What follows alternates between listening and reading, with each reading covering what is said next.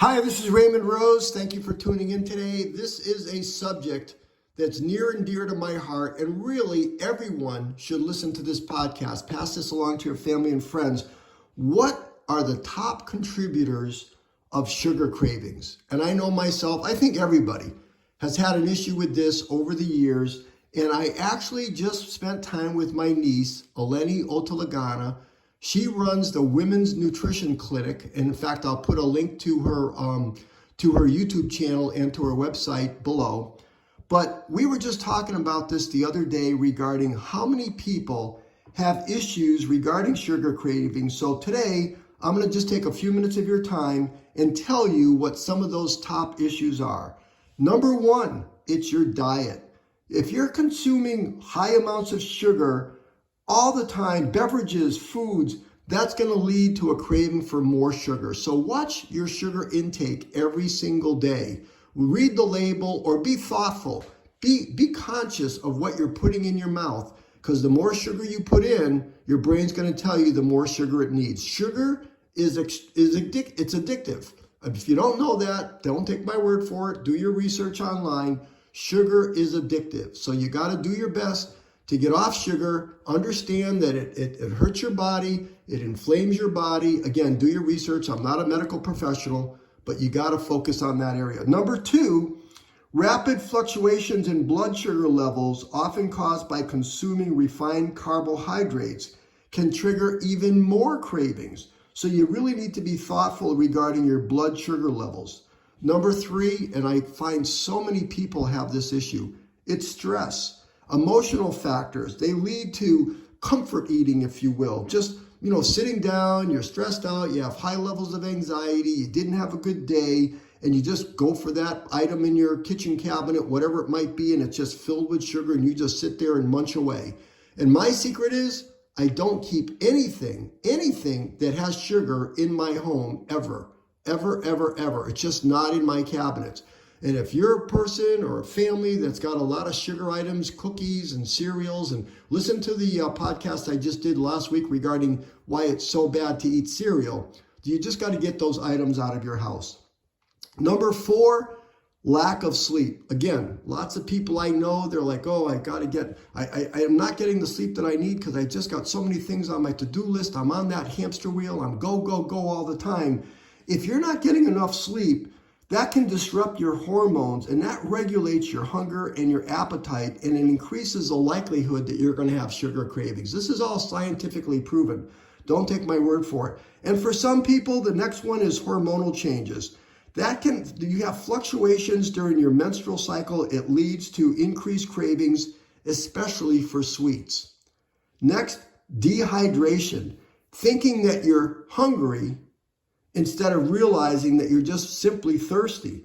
And that's where it's important. I'm sure you've heard about it, that you should be drinking water throughout the day. And that can literally lead to a decrease in cravings for sugary foods. Next, low protein intake. You got to make sure you've got plenty of protein going into your body, because that's going to help maintain a constant place within your body. That can eliminate your cravings for sugar.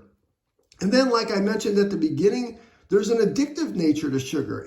Sugar can trigger the brain's reward system, those little dopamine hits. It leads to cravings, potentially more addictive behavior. I mean, think of this. You sit down and you're going to say, oh, I'm just going to have 3 cookies. And then 10 cookies later, you're like, what the heck was I thinking? So you got to be really careful of that. Next item, habitual consumption. Just regularly eating sugar foods. Like I said, get those out of your house. If you've got them in your office, whatever, you've got to change your mindset. What do you need to do to eliminate sugar from your life? And that's the challenge, because one little bite leads to a third bite, leads to a 10th bite, and next thing you know, you're back on the hook. So be careful regarding sugary foods. You just create a habit for more and more cravings. And then last one, the external triggers. And this is what happens with a lot of people.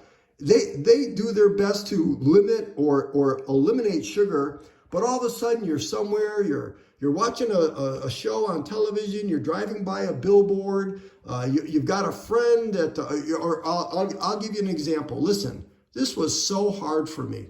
My granddaughter's birthday was actually Monday of this week. And sure enough, there was a get together for cake and ice cream. And it was so hard. But I honestly, this is one of the few times that I was able to beat it.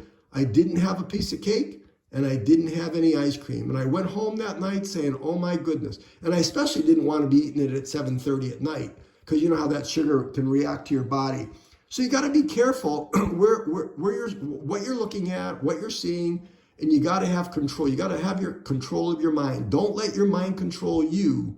You got to control your mind. So let me give you a quick recap of those items. Grab a paper and a pen, take some notes, or listen to this again. These are the items that are contributing to your sugar cravings. Number 1, your diet. Number 2, blood sugar levels. Number 3, stress.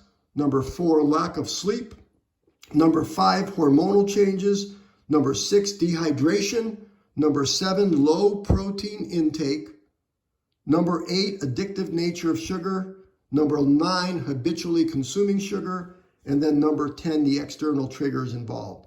Because if you can manage your sugar cravings, I know it involves a combination of mindful eating, a balanced nutrition, minimize stress, and just have a healthier habits. If you can do all of those things, you can stop these sugar cravings, live a better life, and take care of your body in the best possible way. So that's it for today. I'm hoping you got some really valuable information from me. As a reminder, first of all, I appreciate you listening. As a reminder, I make a podcast like this every single day based on either your health, managing your time, controlling your money, or living or having the best habits.